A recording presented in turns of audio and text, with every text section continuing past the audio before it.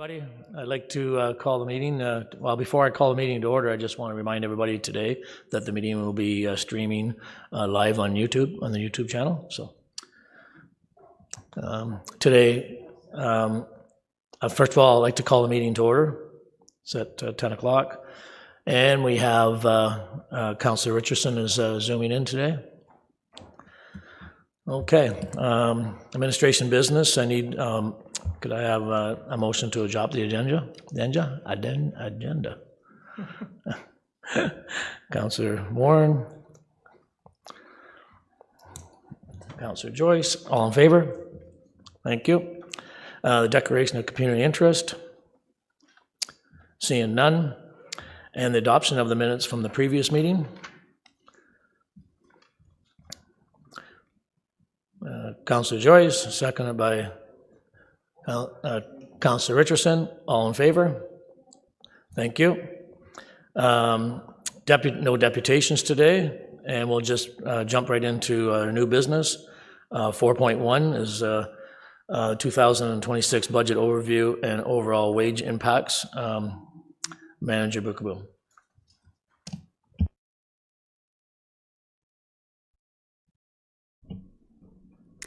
Thank you, Mr. Chair. Good morning, Budget Committee and online. Happy to be here today after presenting the long-term financial plan in August, and this is the first year in that new long-term financial plan.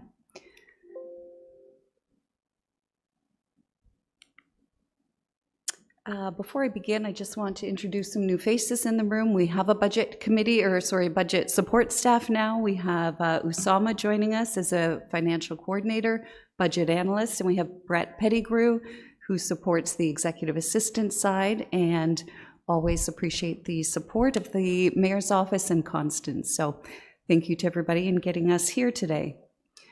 We're going to review the financial overview, remind you of the strong mayor's legislation. There are some 2025 mayoral directives related to the 26 budget. We have the calendar here for your review, reviewing some revenue tools, a sneak peek into the 26. I'll caveat very draft numbers at this point in time. And some explanation on the transfers to reserves that aligns to the long-term financial strategy we presented a month ago.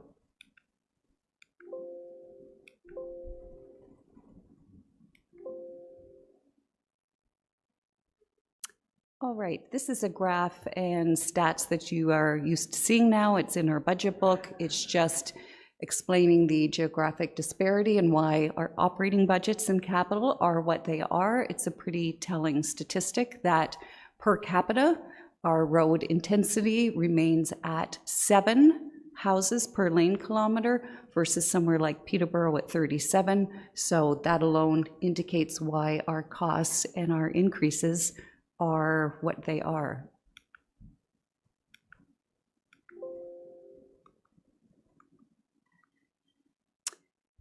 Under this graph, this is a statistical view put together with the help of our friends in Economic Development and Planning. I did just want to reiterate that our 2031 growth targets per the Housing Pledge with Minister of Municipal Affairs and Housing still stands at 6,500 units by 2031. Of course, we're all aware that we're in a little bit of a stabilization through 2025 and saw very little growth within the year. Therefore, our estimates in the 26 budget remain somewhat conservative at 2.7% in new supplemental taxes, or $3 million. We're working with MPAC and we're monitoring 4 high-density residential buildings that may be in various phases of occupancy towards the end of 25 or 26. There are 3 in Lindsay that are 150 units or greater, and there's 1 in Fenelon Falls at 150 units or greater. So that would lead us to be able to make some assumptions on growth as one of our budget strategies to increase that number. And of course, the interest rates are slated to be declined by 0.25 basis points tomorrow and 1 more before the end of the year. So we anticipate a return to the rapidity of growth that we'd been anticipating we would experience with 2025 being a bit of an anomaly year.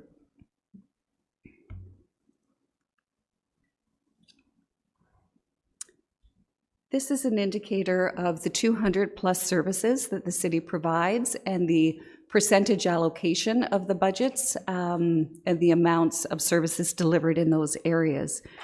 So one that stands out to me at a quick glance is the green bar, where the Housing, Children's Services, Long-Term Care in Ontario Works is continuing to grow. And that is all under the legislative requirements in human services. And the other somewhat staying fairly consistent, although you do see police, fire, and paramedics also increasing as we prepare for growth.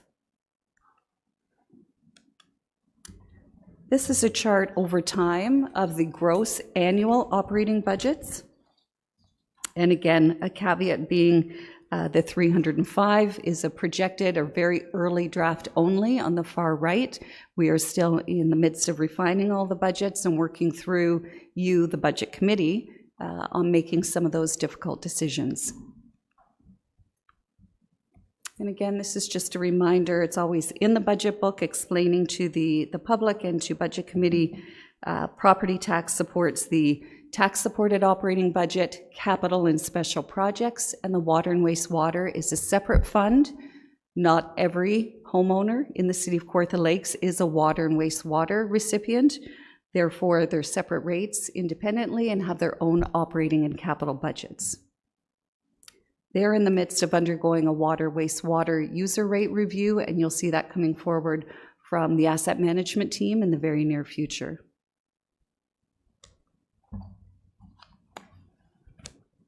And again, just a reminder of the requirement under the Strong Mayor legislation. Included in the Municipal Act is the responsibility delegated to the mayor to be the recipient or the host of the annual capital budget, and Budget Committee supports the mayor on that initiative. Budget shall also be prepared on or before February 1st. In this case, the city's practice is to have budgets adopted prior to the year end for the next fiscal period, so we're well within the legislative requirement of February 1st. To date this year, the mayor has given 3 mayoral directives specifically related to budget: the establishment of the committee, the appointment of the Budget Committee members, with Councillor McDonald being the chair, Deputy Richardson the deputy chair, the expansion to have 4. Welcome to Councillor Warren, and welcome back, Councillor Joyce. The early approval or advance early approval will be coming forward to Council on September 23rd through report CA 2025-006 from Capital Assets, and you will see request for some advance approvals to get going on projects that would be timely pending budget approval. The budget schedule. You are going to be a very active and busy committee from now until the final presentation to you is October 6th, with the culmination of the capital budget presentation at that time, and you will deliberate on October 8th and 9th. We have 2 days set aside in the event we need them. We then go to the open forum public meeting on November 12th, and council, the mayor's budget will be deliberated November 25th and 26th. The schedule is posted on the city's website in the budget financial area. So I just want to spend a few minutes on revenue tools and how the budgets are financed. Those on committee last year, we had some very active discussion on these. We have property taxes, which is in this municipality is 58.6% of your overall revenues. The MFOA used to have a guideline of 41%. However, upon further research, we determined that was a 2016 statistic. So I'm no longer using that as a benchmark. It's very much outdated. What we have done is benchmark City of Oshawa, 74% of their budget is from tax. Ajax, 78.6% is from tax. Richmond Hill, only because I was most recently able to do their budget. 62.7% is from tax. So our 58.6 seems a very reasonable number with some of these comparators. The other options Council has to fund budgets is the special services or area ratings. You will recall that this Council has approved moving several of the special area rates into the general tax. So you were left with only policing and transit, and we'll be looking at those into the future and not maintaining, if possible, some of those special area rates. And then, of course, your development charges and reserve financing are another large component of financing tools. Very early draft, preliminary figures on slide 12, shows the current 2026 draft budget with the 7% built in as endorsed by Council on August 26th as the first year of the long-term financial plan. Even with the 7% built in, the city is currently at a shortfall of approximately $13.5 million. I will just use a benchmark as comparison at this point. In 2025 budget, there was a variance of 14.7. So we're on the upward trend with our assumptions. If you'll recall, in 2025, the budget was 6.2%, which at that time was 1.5% dedicated capital levy, now 2% in this draft budget. There was a 1.7% special police, both OPP and CKL police levy on the operating budget, and there was a 3% assumption on the overall operations. I did just want to point out, yes, there are some variances, again, in this very early draft proposed budget. Contracted services, if you'll look under the expenses area, you are at a 4.7% pressure. Staff are diligently analyzing this with all departments. The long-term financial plan direction was to include a 2.5% CPI in all contracts. And so therefore, we were only anticipating $1 million to $2 million increase on this line, as opposed to a 4.7. So we'll be reviewing that with all departments throughout our meetings. Transfer to external clients, you'll notice, has an increase of 3.5.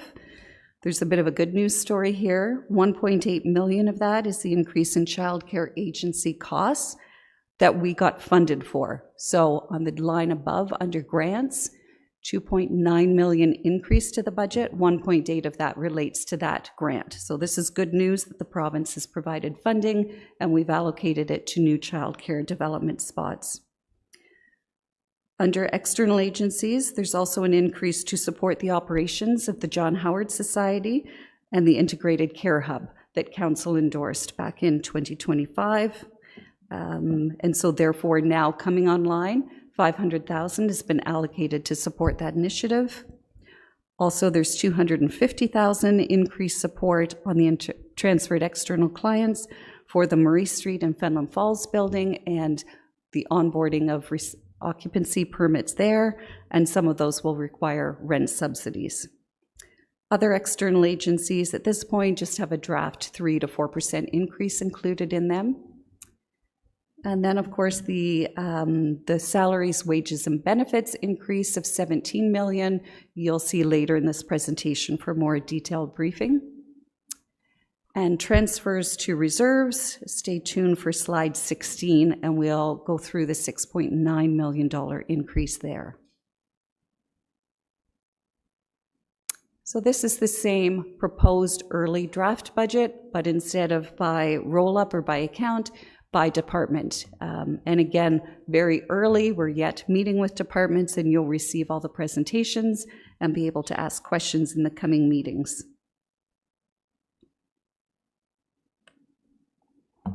So again, at this point, the early draft budget includes an increase in contract expenditures that we will be analyzing over the coming weeks. We have built in the increase to the transfer to reserves that aligns to the financial long-term plan and building resiliency and sustainability. We have allocated an interest to continue with council's good work to date on the attraction and retention of staff. We have the increase in external clients, in some cases with offsetting grant dollars associated. And we're continuing to analyze interest income and the repercussions of the interest rate drops, the anticipated debentures that will come in before the end of 2025, and an investment strategy, and see if there's opportunity to refine there.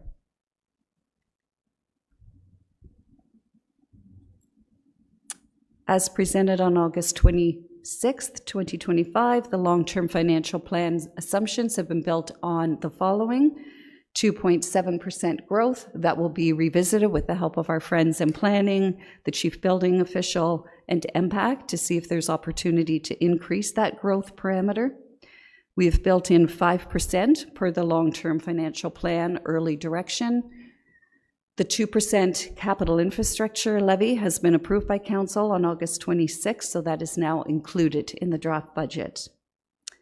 Supplementary taxes remain consistent with MPAC growth to date. However, I am willing to have a sober second look at the projections, knowing those high density could be coming on board soon. We also gave direction to all departments that CPI was set to decrease by the end of the year. So our contracts should not increase more than 2.5 unless there is expanded program service delivery. So again, we're continuing to analyze that. To pause a moment on one of the variances in this budget is the transfer to reserve. Budget Committee will recall that the way we fund the 2026 capital budget for state of good repair, pardon me, is through the asset management reserve. So therefore you see each year the transfer to asset management reserve increasing with reliance on the general tax rate being offset by that asset management transfer. That will self-fund the long-term financial plan on the capital side and be self-sufficient towards the latter part of this long-term financial plan. Stabilization reserves, you'll see an increase or budget pressure. That is because in 2025, we utilized $2 million of the stabilization reserve to help balance the budget and bring it in at the 6.2%. So therefore, immediately, there's a $2 million pressure on this year's budget.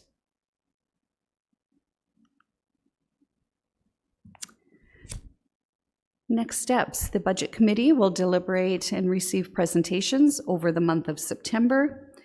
We will provide you information in advance of each presentation, and we're looking for those active discussions and opportunities to arise. Staff will immediately begin working on a budget strategy and prepare for you for your October deliberations. That will include the budget reductions refinements that you bring forward through these meetings over September. It may involve service level option discussions, and it may involve a strategy to start moving user fees towards some level of cost recovery that to date, things like transit have not been able to keep up with the cost of transit. Waste fees are substantially not able to support the waste expenditures. Things to start considering in order to build out a more sustainable long-term financial plan.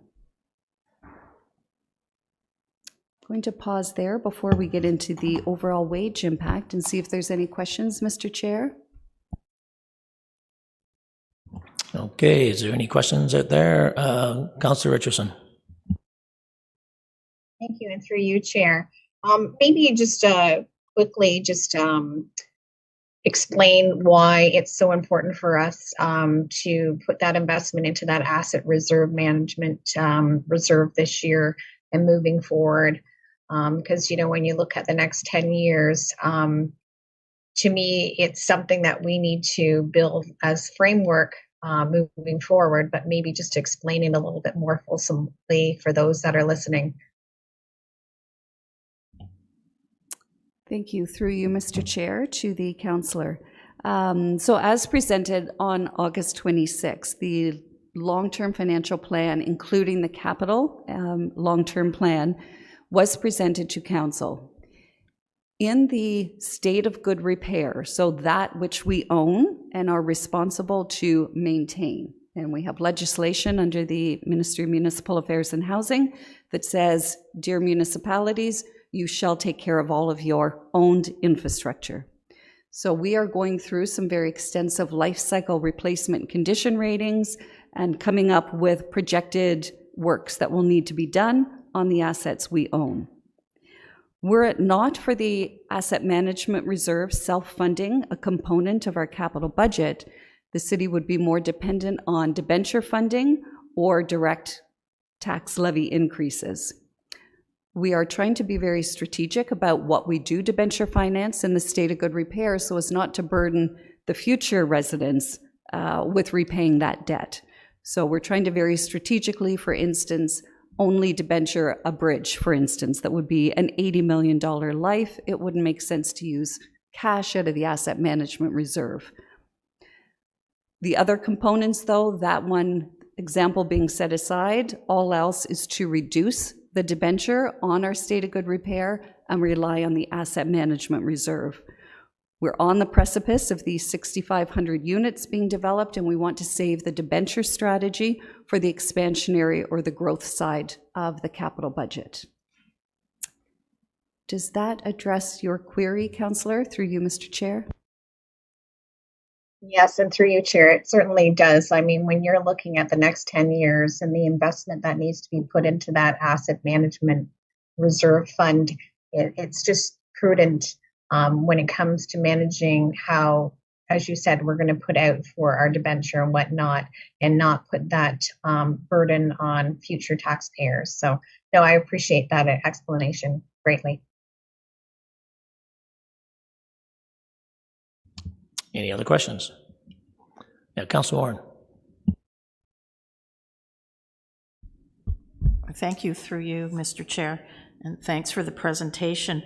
Can we, as a committee and even council, see the real numbers of growth? Because all the other indicators that, you know, we all watch the news and whatever, we're not going to see that level of growth.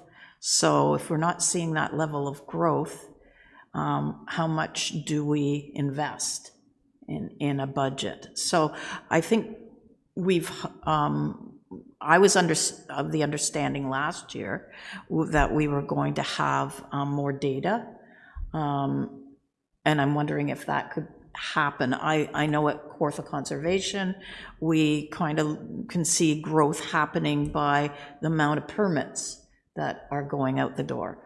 I'm just wondering if we can get more data on actual growth indicators. Thank you. Through you, Mr. Chair. That's a loaded question. Thank you, Councillor. I can state that currently our level of supplementary taxes or new properties coming online with MPAC in year has been 2.7%. The growth management strategy predicts 500 units per annum until 2031. We are working to develop a model with Watson. I think I had referenced it on August 26th with planning and IT, where we GIS and know exactly from the growth master plan how many permits and where we're experiencing that growth. So that is coming. It will be a little bit out there before we get a mature model. Again, what I can tell you, though, is that anticipated for 2026, there are 4 high-density residential buildings that will give you that 500 units at some point onboarding in 2026. So Fenelon Falls has that one building, the Moorings, for 150 units. We have MDM on the corner of William and Peel. We have Skyline, who has started building on Logie Street. And we have Fernbrook up in the northwest side of, the northwest side of the Scugog River. If each of those come online in 2026, you will meet your 500 permits or units. Now, to your other question, though, what if the growth doesn't come and require the infrastructure as we have determined?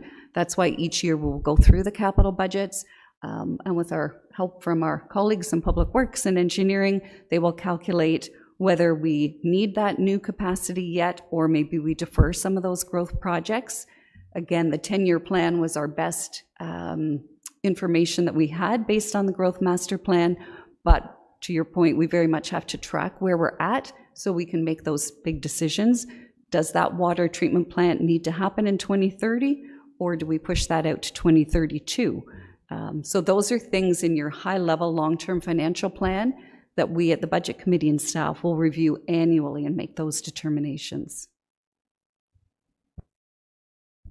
Just wondering, will we see that data going forward in the next, maybe up until November when we approve the budget, the changes?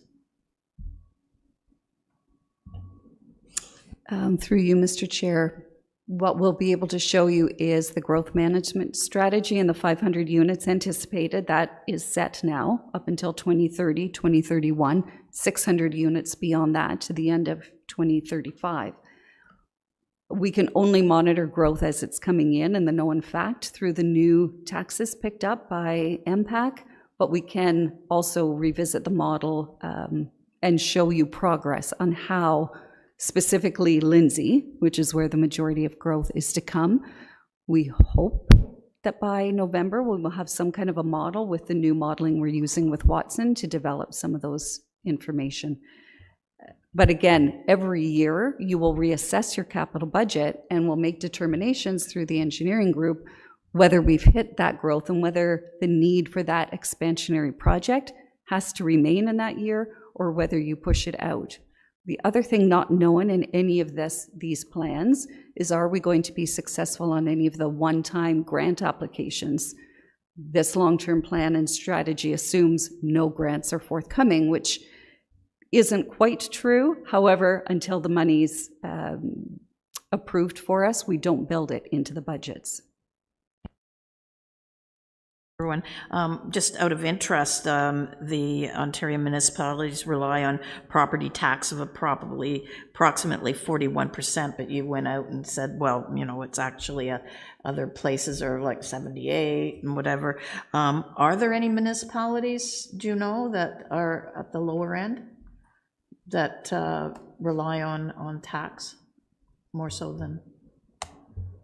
Through you, Mr. Chair, we actually changed the presentation this morning, so that 41% has been removed because through research it was determined it was a 2016 indicator from MFOA, Municipal Finance Officers, and so therefore I believe it's outdated.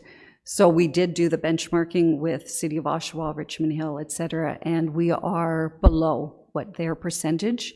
Ours is 58%. They're much more heavily reliant on tax. Are there any in the lower category?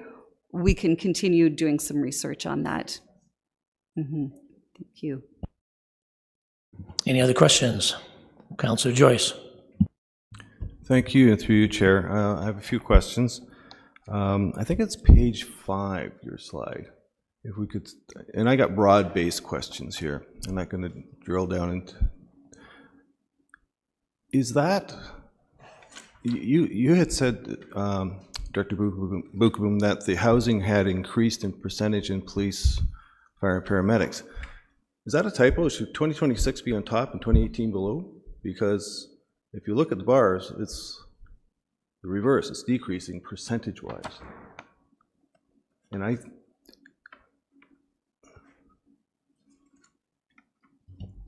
Through you, Mr. Chair.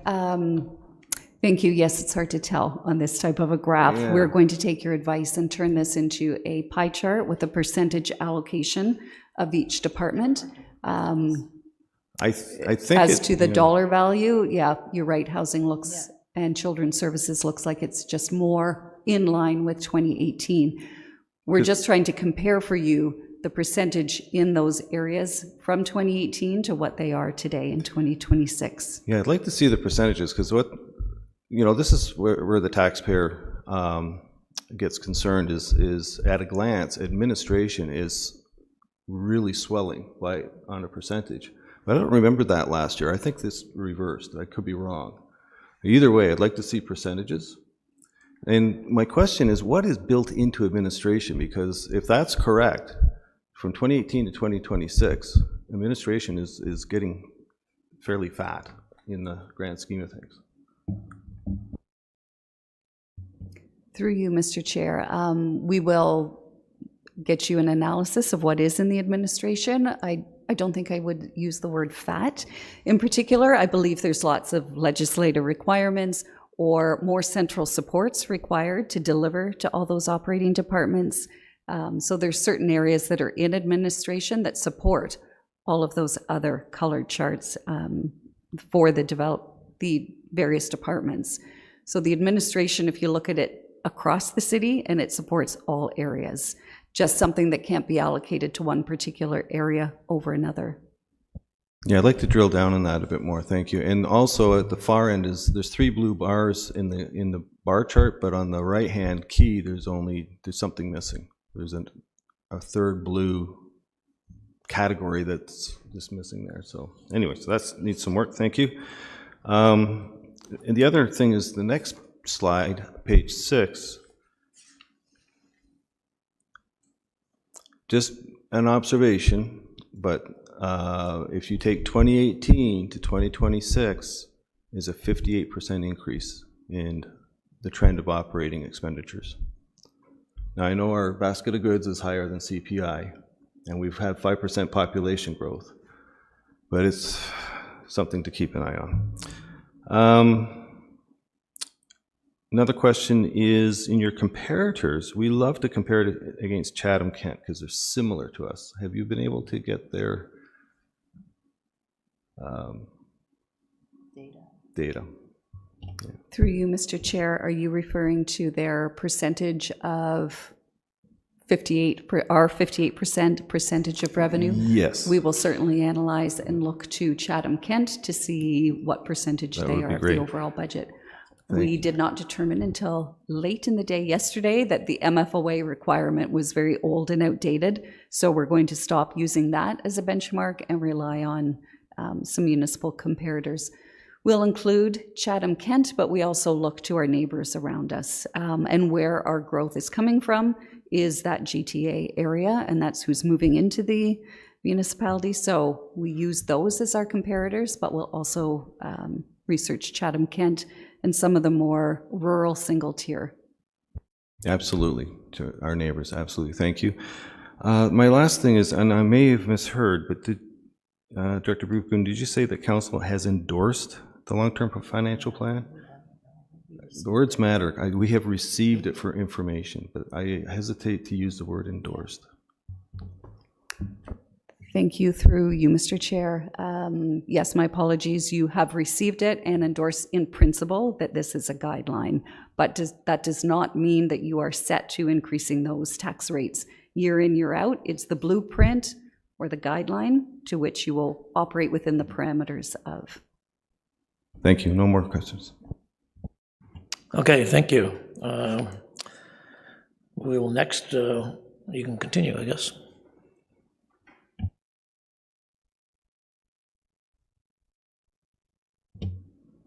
Thank you, Mr. Chair. So on to the overall wage impacts and a further deep dive on the variance from 25 to 26 in this area. This chart reflects the number of full-time, part-time, and students for the City of Kawartha Lakes. This also includes Victoria Manor and the wastewater department, all within this workforce analysis. We quote that there are roughly 1,600 employees plus students in our annual org chart. I want to spend a moment on this graph. This is a comparison from the financial information returns, specifically on the 2024 one at this point in time. You'll notice on the far right, City of Kawartha Lakes is at 38% wages to overall gross budget. We've been very carefully tracking this KPI for several years, and we do have a strategy to stay within the 40%.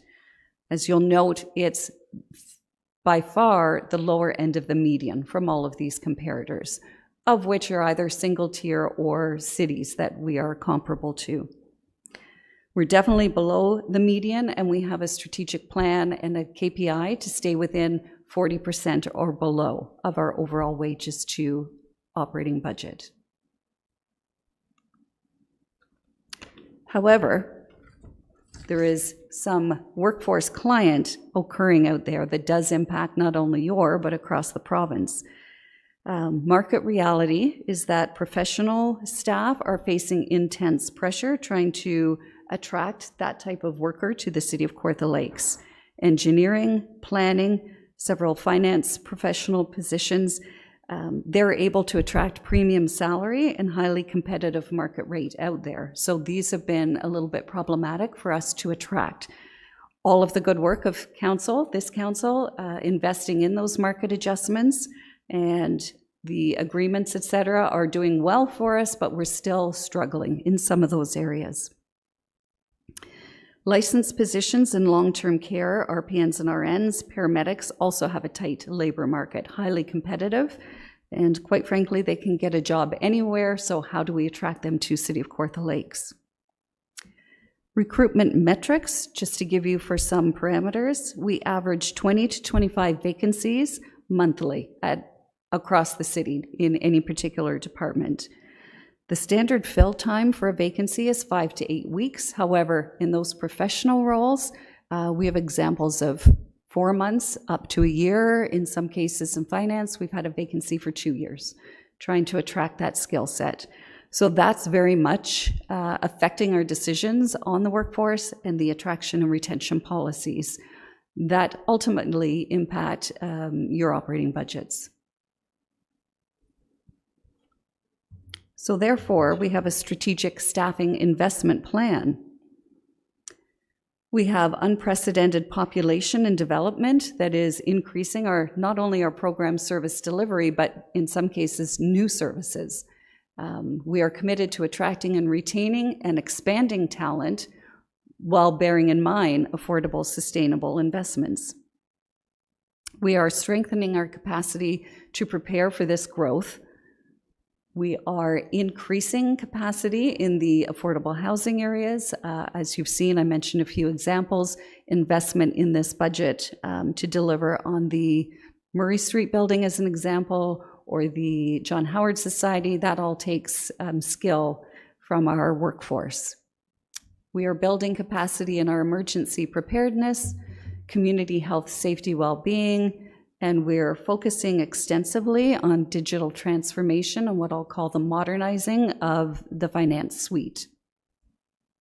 Our commitments are ratified union contracts with fair pay and workforce stability, all of which have an impact across all agreements on this budget. We're continuing to review the compensation and set the KPI that we will be in the 60th percentile of the comparators chosen for this municipality. And balancing all of this with the fiscal responsibility for competitive wages and benefits and being able to fill some of those niche positions we've been struggling to do. We're also trying to ensure that our municipal services with this growth are able to be delivered in a sustainable manner through our workforce. And therefore, you will see an investment in some new positions. I will remind you that Council has been presented and received the 3-year plan previously for 24 and 25 and 26 that set a parameter to stay within 1% KPI for new positions of the city's overall budget. We're continuing to set this target of 1% into the future, certainly for 27 and 28. Extensive workforce analysis was performed in 2025 with People Services reviewing with all departments challenges, growth, sustainable areas of service delivery, and therefore we were able to put together this very strategic new position forecast to affect the 2026 budget. And lastly, I'll just mention, as Council is aware, we're working tirelessly on financial modernizations that support the long-term financial plan and give staff the tools and the skills required to operate those tools in our workforce planning. You'll also notice in the year 2024, we did not meet the 1%. And again, we spent the years 2020 to 24 trying to build back up our workforce. So for those years that were much lesser of the KPI than 1%, you'll see now that you're incurring this year over year as a 1% investment. Through the discussions People Services had with each department, we were able to come up with some corporate-wide trends and drivers that impact this 2026 wage allocation. Obviously, the population growth and development, not only the growth being experienced, but the preparation for the growth and the amount of work, for instance, in engineering to prepare and make models that align our infrastructure to prepare for that growth. That takes time, effort, and skill set. Legislation and certification requirements. The provincial legislation comes down regularly, especially in fire services, legal, public works, that prompts the creation of new positions and the restructuring of critical current existing roles. Keeping the workforce updated with technology and automation. We are working hard to reduce the manual workloads in some areas, which brings a different skill set for some of our workers who can use the IT tools in front of them, data analysis, to answer questions like, where is our projected growth to our existing growth experience? All of that takes workforce investment to train up on these tools and to still deliver what the customer is looking for, which is many more portals and automated softwares that allow them to do their work at home in the evening to do business with the city. We are always looking at succession planning and leadership development and looking with a consistent focus across departments to prepare for mentorship, succession planning. Several key roles are being undertaken to review what that succession planning would look like, build that mentorship and get the training in place so that when one person leaves, it doesn't put undue hardship on the whole department to replace that person. There's a team who are prepared for the work. Service delivery needs and cultural transformation is another theme. New roles are being proposed to support the quality of service, staff engagement, and again, to support the organizational modernization efforts. We work differently than we did 5 years ago. So I won't go through each of these slides in depth. We've given you some highlights from each department, what their summary of their workforce is, the key drivers, and the new positions included in this particular 2026 budget. We have taken the leverage that if it is a new position and needs a new job description, we have phased it into 2026, so you're not seeing the burden for the whole year on all of these new positions. So again, CAO's office, responsible for insurance risk management, grant-funded initiatives, and the key drivers there are organizational risk and insurance demands. Insurance is increasing, just like your own household. So trying to make sure we are in front of that risk analysis and the right levels of insurance. Leadership development and succession planning are all key drivers in some of the new positions here. Community services, responsible for organizing, strengthening customer experience. We've been hearing that loud and clear. Different focus on recreation planning than we offered 5-10 years ago. What would that look like? And then maintenance with all of our state of good repair assets and the day-to-day operations. Therefore, they've proposed expanded supervisory and technical roles to also support the new growth coming in Parks and Rec. You'll soon be seeing the Parks and Rec master strategy coming forward that will give you some insight into this area. And therefore, the following new positions are forecast in that area for 2026. Corporate services, very involved in the digital modernization, increasing project volume in order to deliver on these projects, to deliver what the customer wants, which is online portals. As one example, There's a new software being proposed that will allow, in time, the residents to log into the software, see what their payments are and what their balance in their tax roll is, and they don't need to come in and line up at the customer service counter to get that type of information. Those are the kinds of portals we're putting forward, permitting systems that let the customer pay online at home in order to get that permit. These all put pressure on the IT and the administration side of the business. Communications, you've endorsed a communication strategy, and you've indicated that you want more insight into the public awareness and engagement campaign, et cetera, et cetera. So therefore, these positions are put forward in corporate services to help deliver to the corporation. Development services, of course, the rising development activity, the ever-changing legislative frameworks within the parameters that we operate for growth require additional planning, economic development, and administration capacity. We're seeing increased development applications, and we're working to monitor that against our growth plan. So in order to have that growth come to us, this area is critical to ensure that we're ready and able to review those applications in real time. We're also looking to modernize and digital transform the development workflows between planning, engineering, finance, and smooth out those types of questions you're asking. Where are we at with the growth? Where are the applications in the queue? All of that will take a different skilled workforce in this area. Library services. Sorry, I missed one. Missed two. Engineering and capital assets. They are in the midst currently of recruiting for several positions that were added in the 2025 budget. So this year, you'll note there is only one. We do have expanding capital budgets. It's very, it's a fine balance to predict the growth and look at the infrastructure and determine when those critical points are met and what year to forecast those.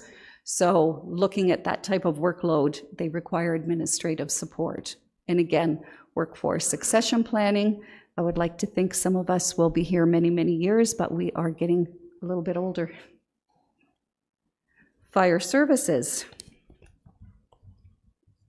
Urban intensification and legislative changes are driving the need for more full-time firefighters, trainers, fire prevention capacity, and training infrastructure to support all of the new legislation is also in consideration here.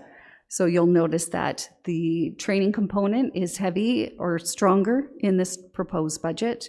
More fire prevention skill set and emergency vehicle technician, which is meant to reduce the contracted out specialty mechanical requirements on the trucks. Human services. Caseload is going up. Expected funding changes necessitate new frontline and managerial roles in housing, outreach, client services, and program delivery. Council is well aware of the strategies you have put in place together with human services that are working quite well. All of that takes a skilled workforce. The population growth alone brings new caseloads, service demand, anticipated 2026 funding models. The province likes to keep those things close to their chest, and we're trying to anticipate what those models will look like into 2026. Specifically to support that area of homelessness and housing, building skill set there, and providing some more managerial skill set with one point of contact, being able to deliver on the strategy. The Library Service Board expanded programming, facility growth have prompted the Library Board to approve new supervisory capacity from a more technical and support service requirement. If I recall, this was deferred in the 2025 budget, and it's now back before you in 2026. Paramedics has been right-sizing for a couple of years now, and this is the culmination of some of that work. Their ongoing community growth, like all other departments, and a new facility planned for 2028 onboarding are increasing staffing and again, that technical support side of the business, particularly in logistics, training, and wellness oversight. So you'll see the new positions for logistics support and a supervisor of health and wellness. In Public Works Department, service area expansion to meet the growth needs, equipment growth, and the skill set required for that equipment, new regulatory standards requiring additional operators, laborers, and enhanced leadership hours. Therefore, the following positions have been put forward in this budget to expand development and the service area, increase plow and fleet needs, technology and regulatory compliance. Much in the way of automation and improved automation, modernization in this area has been taking place, and that requires, again, a different skill set in the type of worker to support the new logistics. Kawartha Lakes Police, you will hear from on October 6th with their presentation. In their new ask is only one constable. They did significant hiring in 2025. That I understand they're not hiring until later in 2025 in order to balance out their challenges.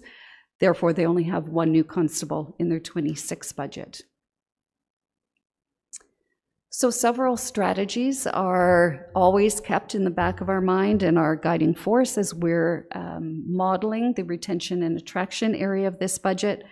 Position phasing, as I mentioned, if it's a new position, we stall it in order to identify a savings in the budget. So we have done that and saved $1 million by phasing in some of these new positions. Strategic gapping, knowing that the city incurs 25 to 30 vacancies per month across the corporation, we've built in some offsets for that in this budget that recognize upwards of $2 million in that area. Revenue recovery, we always look to leverage the grants, ensure that we've aligned staff allocation with the capital budget as opposed to living in the operating. That's something we're continuing to enhance as we move forward. And contract optimization. So with new skilled workforce, one might anticipate a reduction in the contracted out expenses. So therefore, as I mentioned earlier, we're doing a really deep dive onto the contract variance in this budget. If possible, putting our own skilled workforce in as a more hybrid option of delivering on some of the services and analyzing those contracts. That ends the wage portion of this presentation, Mr. Chair. If you have any questions. Okay, Councilor Horn. Through you, Mr. Chair, and thanks for this. It's, I was looking out under social services and housing. It just seems like a lot of people. And I was wondering, usually, what is the amount percentage-wise that the province would kick in, because a lot of this should be in their bailiwick and not ours. I know things have been kind of downloaded, but yeah. Through you, Mr. Chair, yes, we do try to ensure that we leverage grants and align them to the province. In this particular case, we are at somewhat of our limit on the housing grants, et cetera, and this is yet work that the community still needs and is requesting to be done and performed in that area. So we definitely take a look and ensure we leverage the grants where possible, and up until time of deliberations, we keep our eye on those grants and make sure that we've included those in this operating budget. I might ask the treasurer if she could comment on the housing grants in specific or human services. Sorry, was it housing and human services then? Okay, so housing grants are not increasing. So in the homelessness area, we're still at the same rate as we received in 25 and 24, actually. So we're not anticipating any increase in those grants. So any new positions in the homelessness area will be funded by a portion by Halliburton and a portion by the city. In human services, again, we're finding that the OW administration grant, where We used to be able to rely on that to cover new positions, is actually the same or not. I think it's even less than 25. They seem to be reducing the administration grants in OW and childcare. So those positions will be funded by a percentage of Halliburton and the city. Any other questions? Councillor Joyce. Thank you, Chair, through you. Not a question, just comment. Thank you very much, Director Bukaboom. I know each department's going to do their own presentations where we can drill down. So, but just on the surface, we're talking modernization and digital transformation, which is supposed to not reduce staffing. I get that, but tamp down the new hires because we're getting more efficient. So it kind of working cross purposes in a way, but you know, we have to understand each department better when their presentations to understand that better. So we'll get there. Again, on the surface, you know, we're growing. So I understand that we need more planners, engineering. I'm on the library committee, and I know the pressures that they're under. Human services, COVID did put a lot more people in a homeless situation, and there's pressures there. I understand that. But when we get to community parks and corporate service, do we have more community parks? Public works, do we have more lane kilometers of roads? Those areas I struggle with. But again, we'll work to understand that. What I really liked at the end there was your contract optimization. That's a good focus to work towards. Thank you. Yeah, thank you. Yes, go ahead, Ron.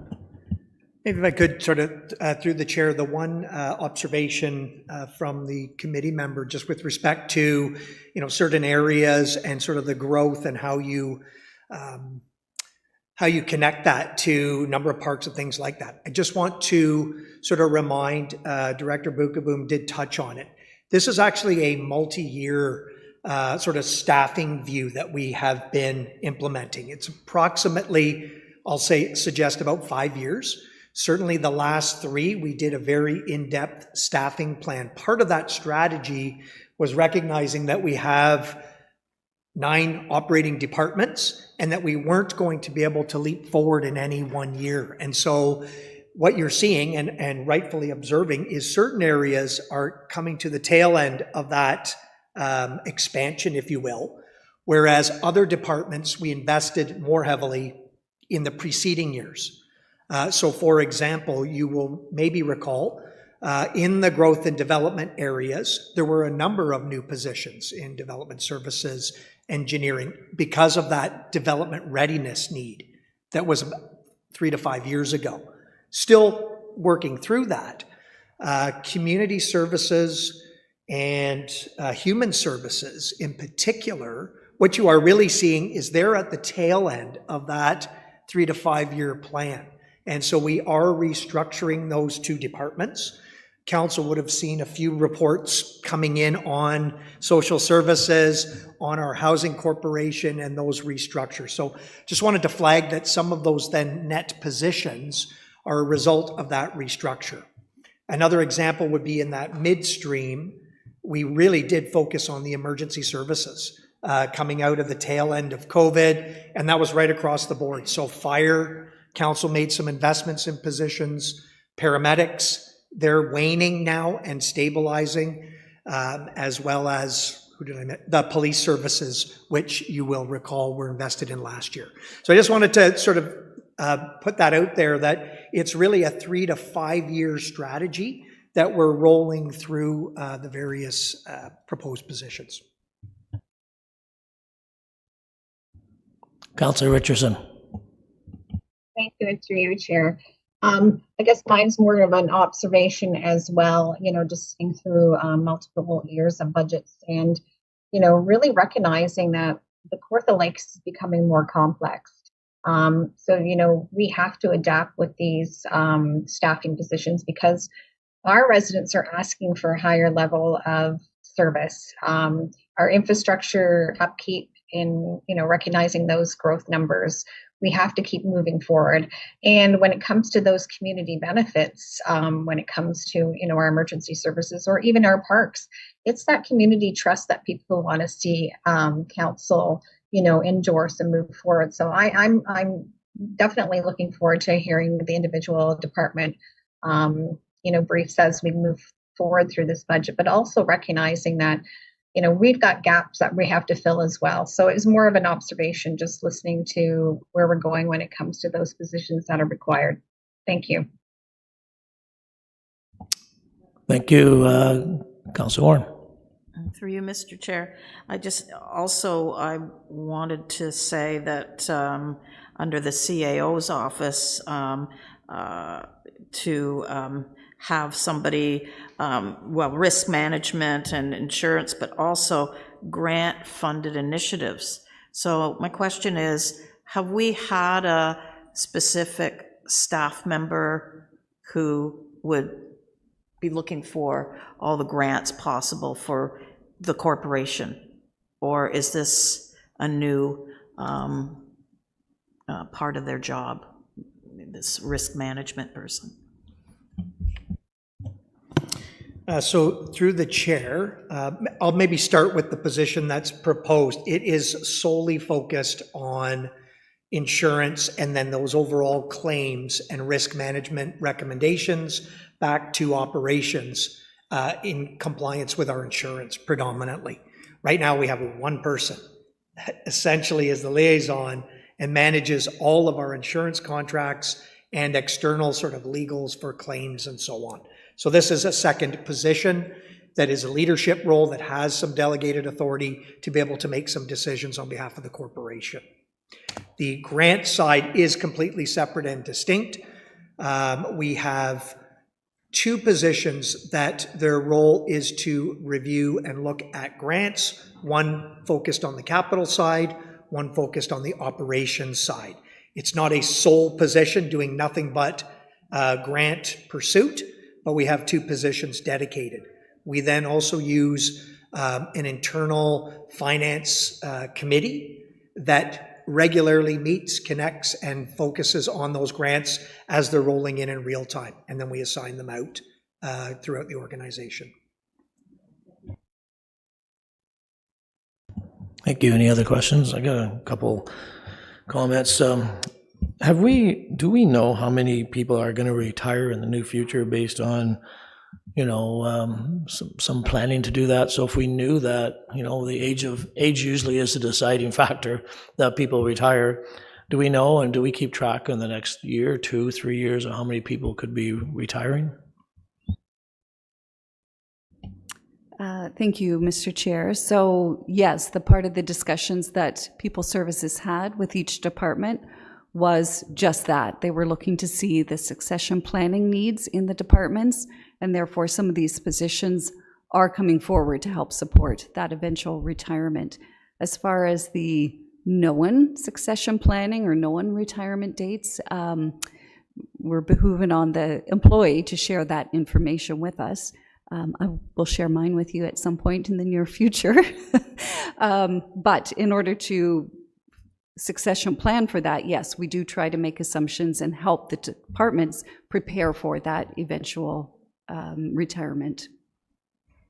And one more comment is that we know there's certain areas that have shortfalls in manpower and so on.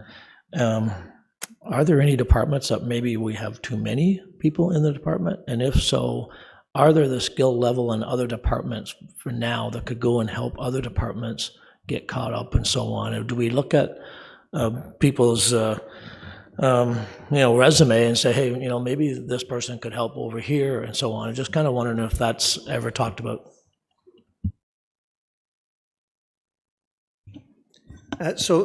Through the chair, I guess a couple of things. The main driver is respecting collective agreements and jobs that are there. So we are somewhat limited in terms of what we would ask employees to do or not do. Having said all of that, because we have that extensive collective set of collective agreements, we also look to hire and offer internally positions where there are vacancies, and that's shared corporate-wide.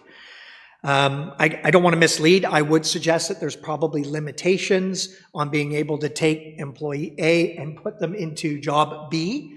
But certainly if there is willingness, we do have some succession type programming that we do. But for the most part, I would suggest there are quite limitations. So other strategies that we would look at are contractual services. I mean, it is one that you've seen sort of ebbs and flows, whether that's contracted short-term employees or third-party contracted arrangements as well. That's really the main strategy that we have right now to address those immediate shortcomings. And my last question is when it gets into contracts, are you saying that if we can hire our own people, it would actually be more, it would be cheaper for us to hire our own people and then of contract people?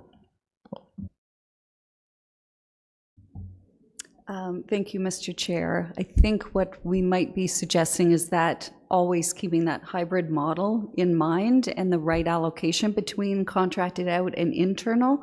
I could use an example in winter control. We have a hybrid model. Is there some tipping point where we analyze service review? Is it cheaper to bring more internally than contract out? Those are the discussions we're having on a regular basis and analyzing with each department.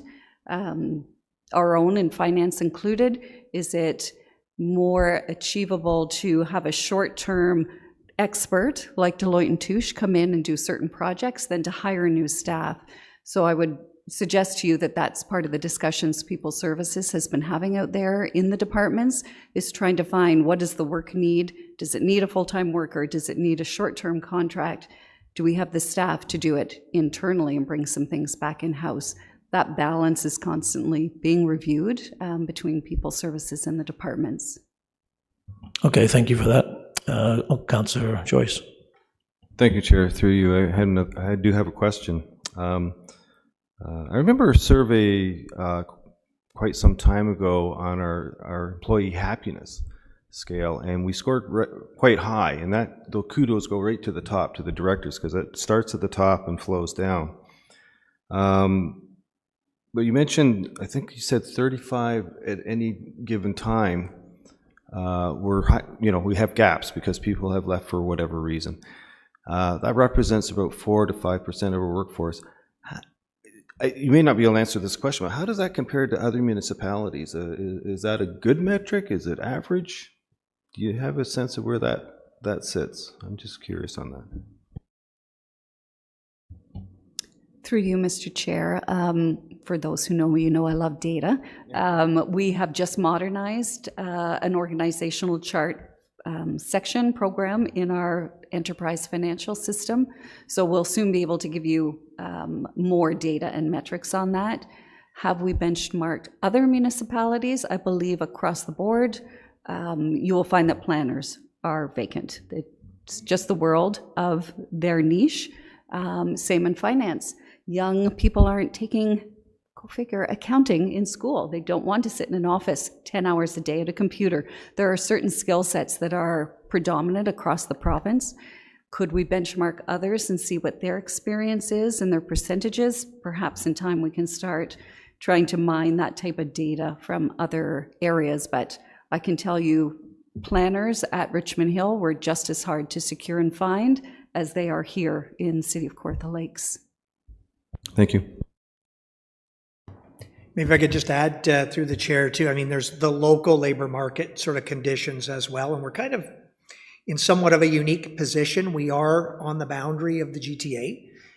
That's good and bad because migration does occur south of us where there are more job opportunities in those same competitor areas. On the converse side, when I talk with our eastern neighbors, there is literally a graph that drops off from us and heads eastward for vacancies, availability of many positions, just because the local labor markets there are quite small, very tight, and it requires relocation. It's not in the commuter shed anymore.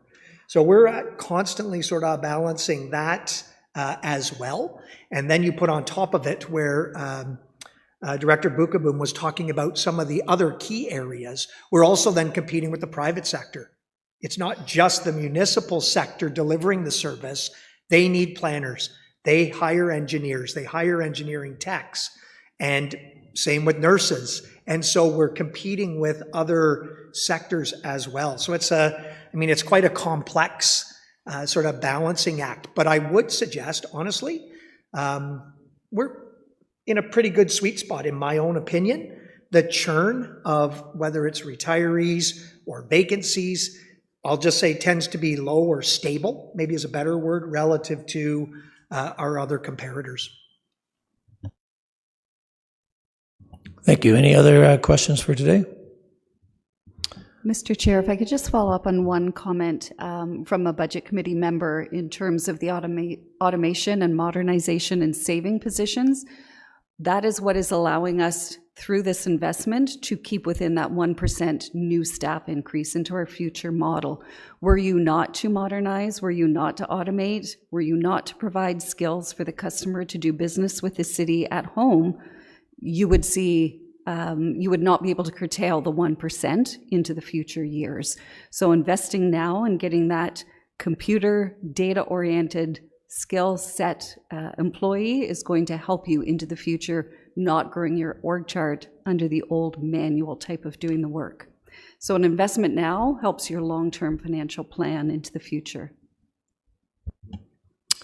Thank you for that. Okay, I don't see any other questions. Thank you very much for your presentation today. And could I have a motion to receive the 2026 report by Sarah Bukaboom? Councillor Warren, second by Councillor Richardson. All in favor? Thank you. And that's it for today. As we know, we have some work to do in the next month. So thank you for that presentation. And could I have a motion to adjourn? Councillor Joyce, seconded by Councillor Warren. All in favor? Thank you.